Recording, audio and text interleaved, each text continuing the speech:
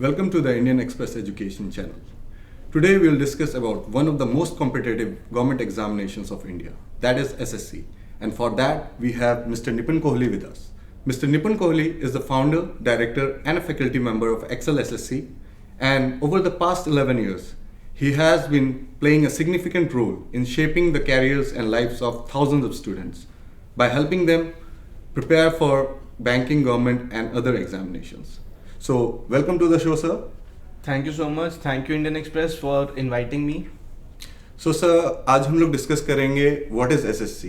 बिल्कुल. Main question मेरा जो प्राइमरीली आपसे आएगा कि सबसे पहले तो हम जानना चाहेंगे व्हाट एग्जैक्टली इज एसएससी और क्या एग्जाम्स वो कंडक्ट कराती है. सो सी एसएससी जो है वो एक गवर्नमेंट बॉडी है जो कि बहुत सारे गवर्नमेंट जॉब्स को कैटर करती है. वो पेपर बनाती है, पेपर को एग्जीक्यूट करती है. बिकॉज आप जानते हैं कि इंडिया में ना करते हुए हमारे पास 70-80 लाख स्टूडेंट्स हर साल गवर्नमेंट जॉब्स के लिए प्रिपेयर करते हैं. और इसके अंदर हमारे पास टेक्निकल जॉब्स भी होती हैं, नॉन टेक्निकल जॉब्स भी होती हैं. नॉन टेक्निकल जॉब्स को हम प्राइमरीली कहते हैं एडमिनिस्ट्रेटिव जॉब्स, और टेक्निकल जॉब्स में हमारी जूनियर इंजीनियर वगैरह आ जाते हैं. ये सारे एग्जाम जो है वो एसएससी कंडक्ट करती है. अगर नॉन टेक्निकल जॉब्स की बात करूं तो इसके अंदर हमारे पास 12th लेवल पे जो है वो CHSL होता है, कंबाइंड हायर सेकेंडरी लेवल. हमारे पास CGL होता है, कंबाइंड ग्रेजुएट लेवल. हमारे पास जो है वो MTS के पेपर्स होते हैं. हमारे पास जो है वो डेटा एंट्री ऑपरेटर्स की जॉब्स होती हैं, लोअर डिवीजन क्लर्क्स की जॉब होती हैं. In fact FCI, income tax, custom, excise, ministries, CBI, intelligence bureau, सब जो है वो SSC CGL के थ्रू ही रिक्रूट करते हैं. सो यू कैन से कि SSC इज अ बॉडी जो कि ये सारे एग्जाम्स बनाती है, कंडक्ट करती है, उन्हें एग्जीक्यूट करती है, रिक्रूट करती है. It plays a very vital role.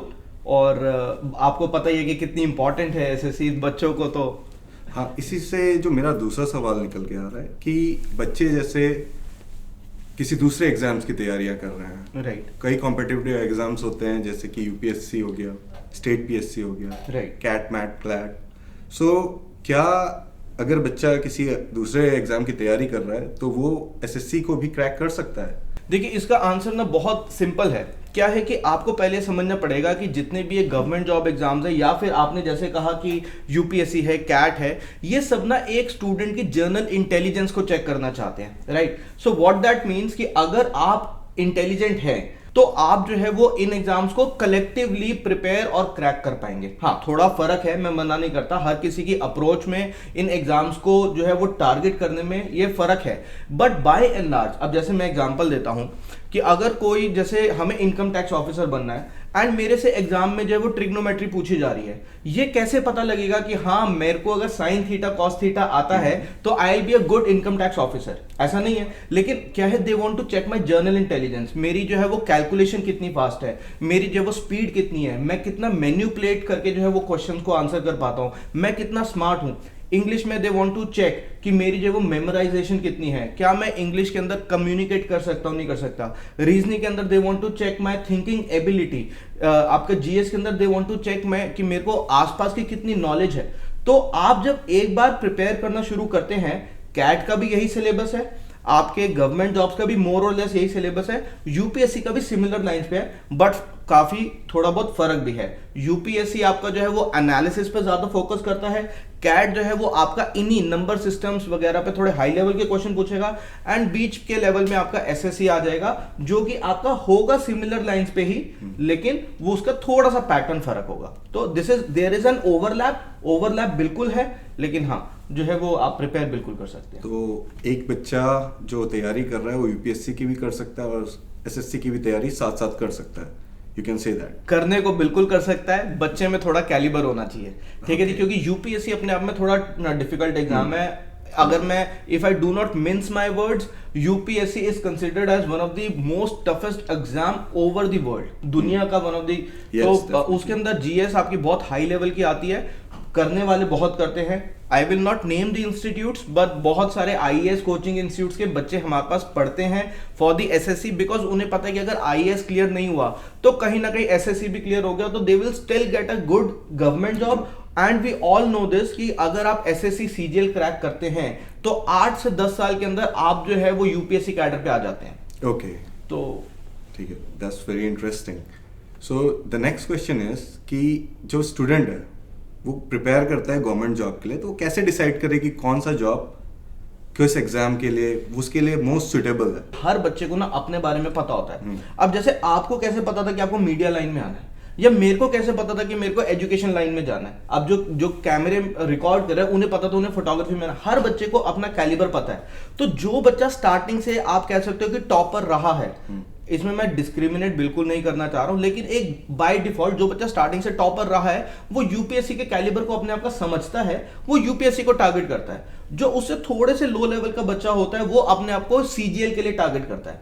जो बच्चा 12th लेवल पे है या अभी पढ़ रहा है वो जो है वो सीएचएसएल लेवल को टारगेट करता है। तो it is about your calibre. अगर आप कॉन्फिडेंट हैं कि आप जो है वो यूपीएससी क्रैक कर सकते हैं इररिस्पेक्टिव ऑफ द फैक्ट कि आपने आज तक कितना स्कोर किया है, then simply go for it. लेकिन आपके अंदर से आपको आवाज आ जाएगी कि मैं इस एग्जाम के लिए बना हूं या नहीं। एक एग्जांपल देता हूं आपको, आप पिछले साल का पेपर उठा के सॉल्व कर लीजिए तीनों एग्जाम्स का, जहां पे आपको लगे कि हाँ यार यहाँ पे मेरा जो है वो स्किल सेट बैठ रहा है, जहां पे आपको लगे यार ये चीज मेरे लिए बिल्कुल सही टारगेट रहेगी, वो आप कर लो। एक दिन लगेगा इवैल्यूएट करने में, 3 पेपर दे लो और आपको समझ आ जाएगा आप कहां पे स्टैंड करते हो। Okay, that's very nice. हाँ, और इससे बड़ा अच्छा इंसाइट मिल रहा है।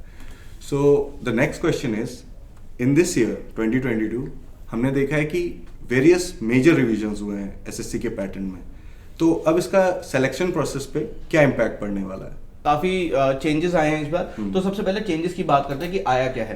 तो अगर मैं जैसे सीजीएल की बात करूं तो सीजीएल के अंदर क्या होता था कि पहले हमारे 3 फेजेस होते थे जिनको हम टीयर 1, टीयर 2, टीयर 3 कहते थे। तो टीयर 1 तो अभी भी मोर और लेस सेम है।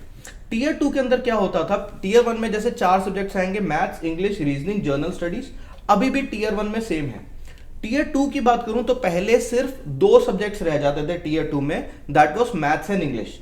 अब इन्होंने क्या किया कि अब ये 2 सब्जेक्ट्स ना आके टीयर 2 के अंदर 4 सब्जेक्ट्स आएंगे। मतलब कि बच्चे की जो पूरी आपकी प्रिपरेशन स्ट्रैटेजी है वो ही बदल गई। कैसे? जब मैं प्रीलिम क्लियर करता था उसके बाद मेरा फोकस होता था, मेरे को आगे मैथ्स और इंग्लिश पे फोकस करना है। मैथ्स के स्टूडेंट्स के पास एक बेनिफिट है, बीटेक के बच्चे आपको पता ही है, और इंग्लिश जैसे कि आपके जो इंग्लिश ऑनर्स के हैं या फिर जिनकी जो मेट्रो सिटी से आते हैं, जिनकी बाय डिफॉल्ट इंग्लिश हम सो कॉल्ड, या साउथ इंडिया के स्टूडेंट्स, नॉर्थ ईस्ट इंडिया की जिनकी इंग्लिश सो कॉल्ड हम कहते हैं कि एक अंदर से आती है, उनके पास एक एडिटिव एडवांटेज है compare to UP, Bihar, Jharkhand. इस बेल्ट के अंदर इंग्लिश थोड़ी कम बोली जाती है। तो लेकिन अब ऐसा नहीं है। अब क्या है कि अब जब हम टीयर 2 के अंदर जाएंगे, मेंस एग्जाम में जाएंगे, तो हमारे को 4 सब्जेक्ट्स प्रिपेयर करने पड़ेंगे। ओके। तो अगर मैं इसको सही शब्दों में कहूं कि एग्जाम का लेवल पहले यहां था अब यहां हो गया, एग्जाम्स का लेवल पहले यहां था अब यहां हो गया, क्योंकि अब हमें मेंस में 4 सब्जेक्ट्स प्रिपेयर करने पड़ेंगे। इसके साथ में एक कंप्यूटर नॉलेज का जो है वो भी ऐड कर दिया गया है, which is important to qualify. उसके मार्क्स ऐड नहीं होंगे लेकिन इंपॉर्टेंट टू क्वालिफाई, बिकॉज आप समझते हैं कि अब जो है वो बिल्कुल आगे इंटरनेट का जमाना है। तो उन्होंने एक जो है ये स्पेसिफिक पेपर रख दिया कि आपको कंप्यूटर की basic knowledge, either it be of the operating systems, आपके नेटवर्किंग की, आपके बेसिक ईमेल्स कैसे भेजने हैं, आपकी माइक्रोसॉफ्ट एक्सेल कैसे चलाना है, छोटी छोटी बातें चेक करी जाएंगी। पहले ये नहीं होता था। This is mandatory for all. और एक छोटा सा चेंज और है, वो ये है कि पहले इंटरव्यू होते थे, अब इंटरव्यूज हटा दिए। तो सीजीएल के अंदर पहले इंटरव्यूज होते थे, फिर उसके बाद एसेज आए, तो पहले इंटरव्यू से ऐसे में हम लोग चेंज हुए टीयर 3 के लिए, अब वो भी हटा दिया गया है। और हमें पता है कि अब जो यही 4 सब्जेक्ट्स के ऊपर हमें फोकस करके चलना है। तो सिलेक्शन प्रोसेस स्ट्रीमलाइन होगा कि मतलब पहले होते थे कि 3-3 साल में आपके रिजल्ट्स आ रहे हैं, तो अब क्या स्पीडी हो सकता है ये कि आपका बच्चे का जो टाइम स्पैन है वो 1-2 साल में ही पूरा स्टार्टिंग टू एंड उसको पता चल जाए? Of course. सो अब जो है अब ना एक्चुअली प्रोसेस और स्पीड अप हो जाएगा। उसका कारण है एमसीक्यूज। ओके। सिंपल कारण है कि जब जो है इंसान एक पेपर को चेक करता है तो डिले आता है। अब जो है वो सारे के सारे पेपर चेक होंगे कंप्यूटर्स के थ्रू। तो पहले होता था, अगर मैं ऐसे राइटिंग डिस्क्रिप्टिव इंग्लिश की बात कर रहा हूं, तो वो किसी बच्चे ने हैंड रिटन किया है और वो कोई चेक कर रहा है। वो चेक करने के लिए हमें बहुत सारे रिसोर्सेज चाहिए, वो आदमी क्या सोच रहा है, उसका क्या मूड है जो चेक कर रहे हैं। अब ऐसा नहीं है।